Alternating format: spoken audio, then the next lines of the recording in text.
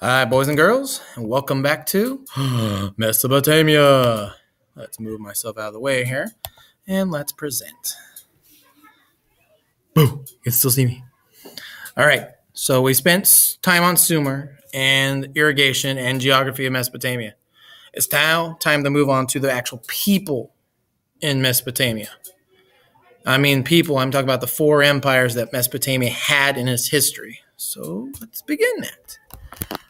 So where are you going?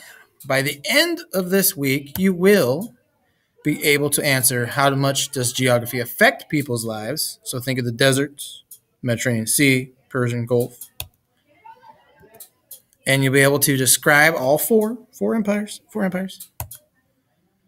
and explain how Assyria's military helped build its empire. Think really nasty weapons.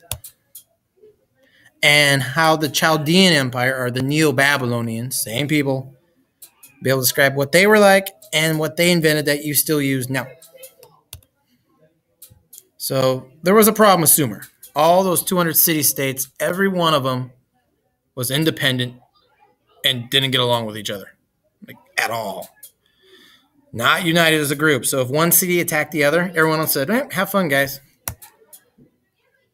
So without unity, without all these cities ever combining, if another group of people came sweeping into Mesopotamia, say on chariots, hint, hint, think the song, then they would not be able to unite and defend themselves. They were all isolated, all alone, easy pickings. So you can't get stronger if you never work together. It's like a team of basketball players and none of them pass the ball. You're not going to win. But first, we got to remind ourselves, what is an empire? It's one of your vocab words, but an empire is a large territory where several different groups of people, so they can speak different languages, everything. They're all ruled by one person, usually called an emperor. Remember that. One person. Okay. So the very first empire was created in Mesopotamia. That's not a surprise. It's the first civilization. And here is a timeline history of those empires. Sumerians were not an empire. That was just when those groups of people started building Catalhoyuk and Jericho. That stretched out from 3,500 to about 2,300. Then Sargon and his Akkadians came rolling in and conquered everybody. Then Sargon died, and his son wasn't as good as he was, so eventually his empire only lasted 200 years, along with his great-grandson or something.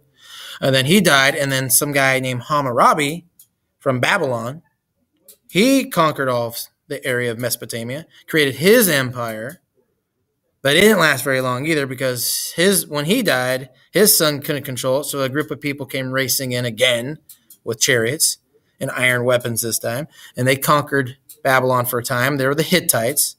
But the Hittites didn't get along. They killed each other off. So the Kassites took over. They didn't last long because they killed each other off.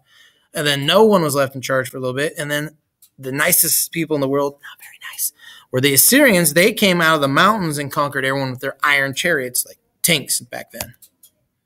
So everyone took a turn. Every one of them eventually fell. This is about a 3-minute video I want you to watch. It covers everything that I'm talking about on that timeline in 3 minutes. So while you're doing your notes, you watch that video, make sure you go in order. Should have Sumerians, Akkadians, Babylonians, Neo-Babylonians, Assyrians, in that kind of order. So the empires, let's begin. Dun, dun, dun, dun, dun, dun. The Akkadians rolled in long ago, conquered Sumer, took control. So Sargon was their king. They created the very first empire by conquering all of Mesopotamia.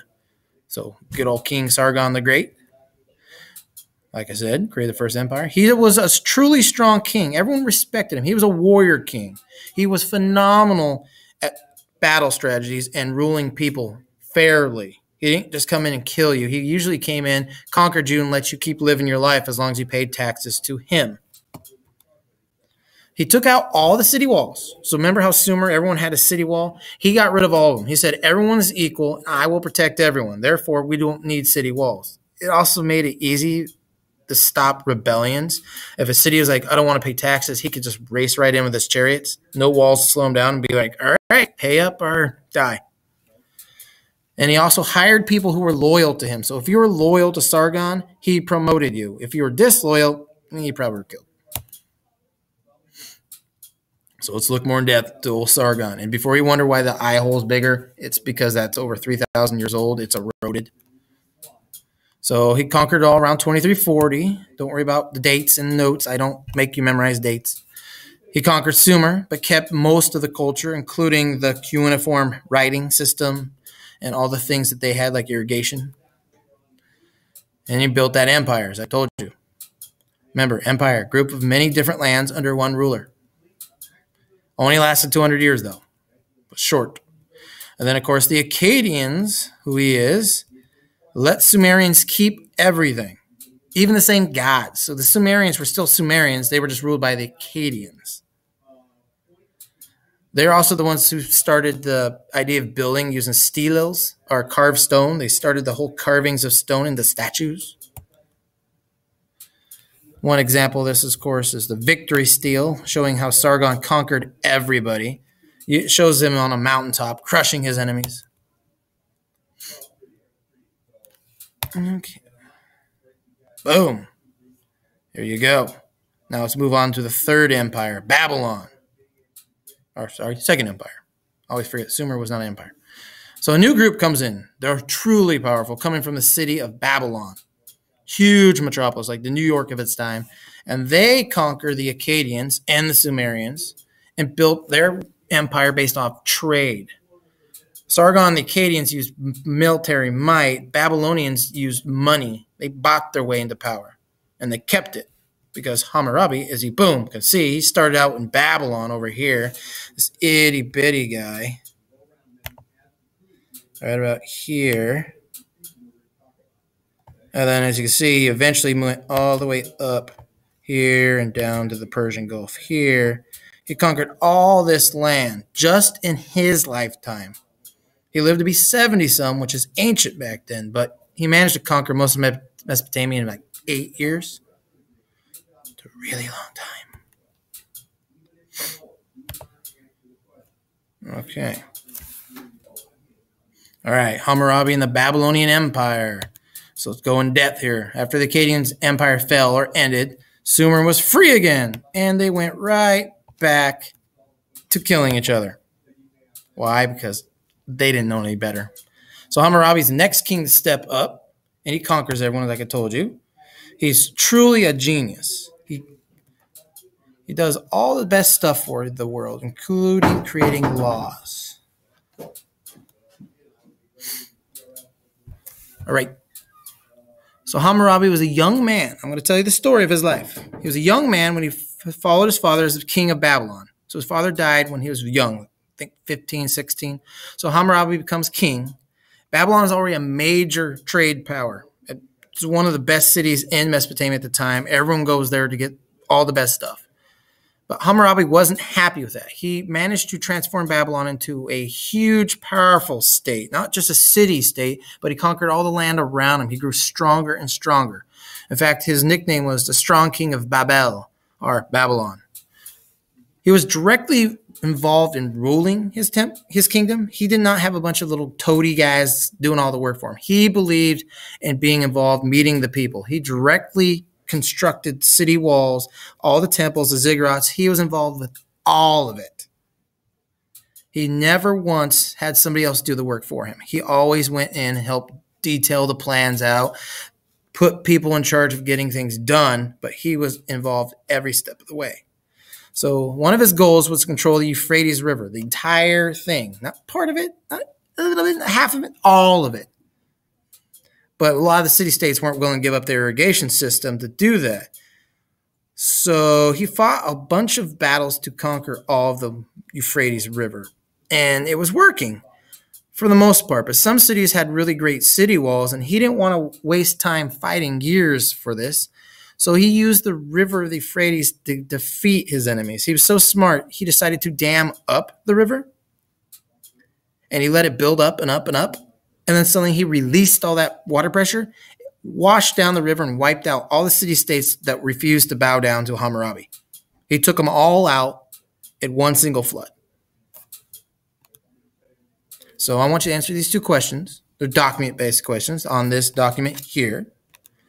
One, what was one of Hammurabi's goals? And why do you think this goal was important to Hammurabi? And question two, why do you think Hammurabi was involved directly, as in personally, with the many projects he started? Why was he so involved in everything of his kingdom? All right, let's go into the Babylonian Empire. Let's go see what went well, what flourished under him. They traded grain, woven cloth, and wood, gold, silver, and livestock. So they were a truly rich empire. Akkadians were powerful military-wise.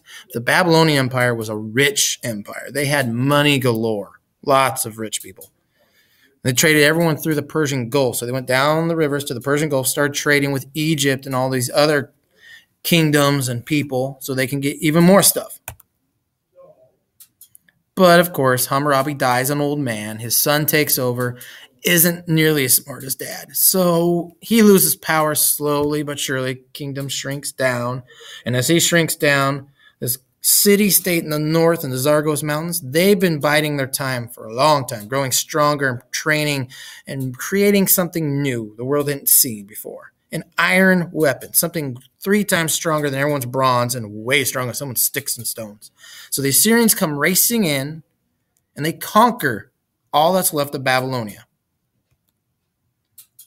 And they are a cruel army. I mean, truly not nice people. They come in and kill everybody they see. They don't care about you. You are not Assyrian. You're not human. So they forced those who survived the wars to leave their cities, marched them out barefoot, usually with their leaders' heads around their necks, saying like, not only are we defeated, we're embarrassed. We got nothing left. We have no home, nothing. Now, the Assyrians were really good at conquering cities. Part of that is because of siege warfare. When you have a siege, the enemy camps around your city and just sits there and attacks day and night until your city just falls, until the walls crumble, the city burns up, and then the people are usually murdered. So let's look at the Assyrians. Picture time. So around 900, they took over almost all of Mesopotamia. Not good times. They were militarily successful because their army was perfectly organized. They all had units, all had captains. All those captains listened to the colonels. All the colonels listened to the generals, up and down the military chain. Quick orders, no problems. They were so powerful because of the chariots, though. The Akkadians had wooden chariots. Babylon had wooden chariots. The Assyrians had metal chariots, iron chariots. They were like tanks being pulled by horses that were also covered in iron armor. And their cruelty was horrible. No one wanted to fight the Assyrians because they were known to just kill everybody brutally. They didn't care as long as they won the fight. They didn't care about anybody, soldier, citizen, they didn't care. They were truly masters at warfare, which is what they trained for most of their lives. So there's another Britannica, in case you don't know what siege warfare means. So that would be siege towers. They built these things, pushed them against the city walls with battering rams in the front. While they were firing thousands of arrows over at the city walls, they raced those things up to the walls, dropped bridges and platforms, and just march in and kill everybody. Let's look at life under Assyrians, which, if you haven't noticed by now, it's going to suck. Assyrian Empire was ruled by powerful kings, not just one at a time. The Assyrians were so focused on warfare only, they couldn't have one king ruling them. At one point, they had at least 2 or 3. So they were all over the place conquering. One king would go north and conquer, one would go west and conquer, one would go south and conquer. They split the power fairly equally for a time. And they truly were religious, warlike people, which is really weird because most people think religion's peace. Their religion was based off of wartime. Hi, what's up? All right, here we go. So the Assyrians could not fight off any of their neighbors since they didn't get along with anybody. So their territory is too large, and if they have no allies or friends, they're all by themselves. So this whole wide area from Egypt all the way through Mesopotamia, turned on them and wiped out every last one of the Assyrians. Probably happens when you're not very nice to the people you conquered. So they couldn't make up their mind who was going to be the new kings. So everyone was like, I'm going to be king. And they killed each other off, helping their enemies, which I guess greed will do that to you. And the last empire before we get to the Persians is the Neo-Babylonian or the Chaldean Empire. They have multiple names. Mostly go with Neo-Babylonian, which means New Babylon. So they took over again, the Babylonians, and they created their new empire. And their most famous king was Nebuchadnezzar. There it is right there. Nebuchadnezzar. He's the most famous one. They used their iron that they stole from the Assyrians to make better wheels, like these iron ones right here, so they can make even better, faster chariots. So now they're like the fastest people in the ancient world. So look at life at them. Nebuchadnezzar worked hard to make Neo-Babylon beautiful. He wanted to be the world's greatest city. He didn't want Egypt or China or anyone to upstage his city. So he built this giant ziggurat that had gardens on the steps. It was called the Hanging Gardens of Babylon. It was huge. So it had all these lush greenery. We're not sure if it existed, though, because we can't find any actual evidence of it. But right now it's still listed as one of the 7 wonders of the ancient world. I mean, maybe it existed. It was built for his wife, mostly, because she missed her homeland. It was always green in South Mesopotamia. And when she moved up toward Babylon, where it's a lot rockier. So he's like, I'll build you some green stuff, honey. And, of course, the Gate of Ishtar is another one of his things. So here's elaborate pictures of how he built it for his wife. Here's an image we think was part of the ziggurat with the hanging gardens all over it, the waterfalls, and all the other crazy stuff they were able to do with irrigations back then. But, of course, his fell too. Nebuchadnezzar's fell around 539. The Persians came out of the mountains and conquered the capital, Babylon, and created their Persian Empire. So bye-bye Mesopotamia, more like hello Persian Empire. So did you get there? All right, at the end of your notes, this is what I want you to do. Using complete sentences, write 2 things you learned about Akkad, Babylon, Assyria, and Neo-Babylonian, the Chaldean empires. Hint, try using the names of the leaders, Hammurabi, Sargon, Nebuchadnezzar.